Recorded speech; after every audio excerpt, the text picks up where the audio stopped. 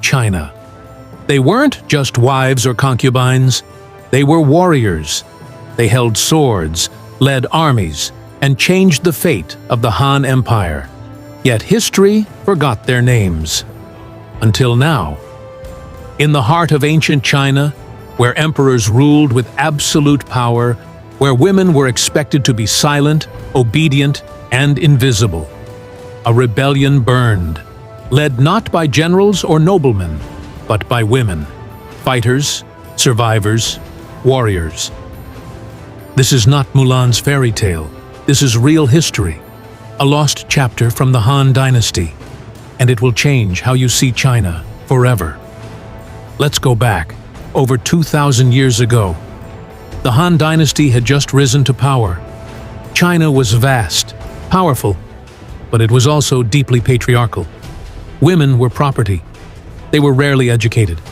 A girl's future was to serve her father, then her husband, then her son.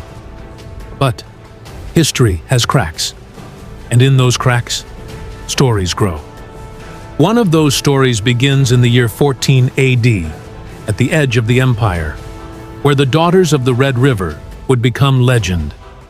The Han court was facing internal chaos, famine, corruption, peasants were starving, and in the outer provinces, local warlords ignored the emperor's orders. In one remote village, a warlord named Ji Ling tried to force all the women to serve his army.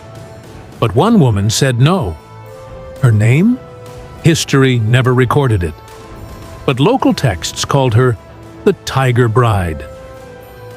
She gathered 17 women, farmers, widows, one even pregnant, and began training them to fight.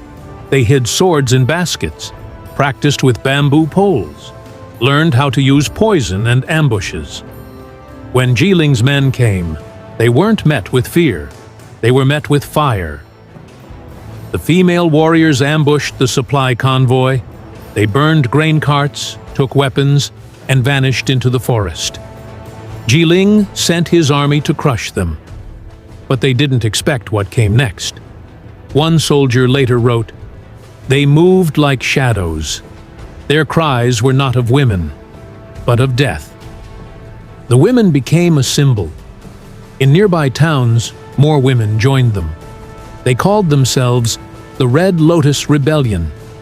In less than 6 months, they controlled 4 villages and even defeated an elite unit sent by the emperor himself. And then, they vanished. What really happened